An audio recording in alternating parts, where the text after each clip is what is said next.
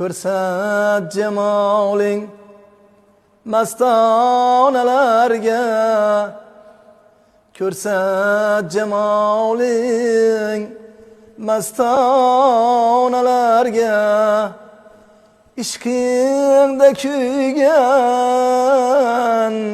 parvonalarga, ishqingda kuygan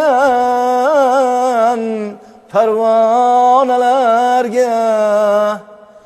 Mendin duodur, sendin icabet. Mendin duodur, sendin icabet. Canım tesadüf cananelerge, canım tesadüf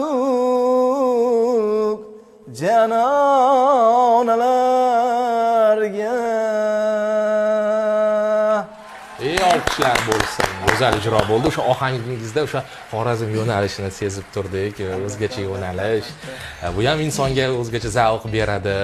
Bugungi kunda o'sha Xorazm yo'nalishida ustoz shogird an'analari, maktablar, mana shu haqida ozgina bir to'xtalib ketsak, doim o'sha Farg'ona Toshkent yo'nalishi bilan Xorazm yo'nalishi birlashsa juda ham chiroyli bir kuy-qo'shiqlar yangradi ijro payti. Chunki taklif etganmiz ana shunday ijodkorlarni bir paytda ijro qildirganmiz. Juda ham go'zal qo'shiqlar paydo bo'lgan. Chiroyli savol. Endi men asli Xorazmliman.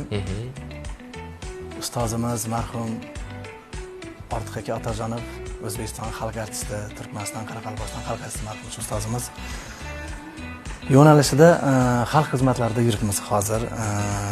Biz uchun chiroyli maktab yaratib ketganlar ustozimiz. Men faxrlanaman shunday ustozim borligidan.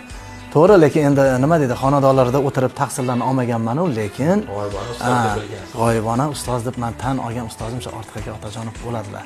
Chunki xalq xizmatlarida ham bugungi qo'shiqlardan foydalanib yuribmiz. Kerak bo'lsa xalqimiz shu qo'shiqlarni eting deb o'zlari so'raydi. Men bir juda xursand bo'lib shu qo'shiqlarni ustoz darajada emas, lekin imkon qadar qo'ldan kelganicha kuylab beramiz. Men ham hozir sizdan so'rayman. Biz ham so'raymiz. San qo'shig'ini so'raymiz. San qo'shig'i. Ha, albatta. Endi bu san qo'shig'i yoshligimda eshitganman, maktab davrida eshitganman bu qo'shig'i. Bu aslida bizning qardosh xalqimiz Ozarbayjon xalqiga tegishli ashula. Ayli kecha sarvigula gulchama. Ya'ni bu san qo'shig'ini hozir o'zimizda ham shu hamkasblarimiz, ya'ni san'atkor do'stlarimiz chiroyli maromiga yetkazib ijro qo'yishgan bu ashulani. Biz ham endi shulardan kam qolmagan. Marhamat, sahnaga taklif qilamiz va mana shu qo'shiqni taqdim etsa, u tarafdan o'tsangiz bo'ladi. Hop.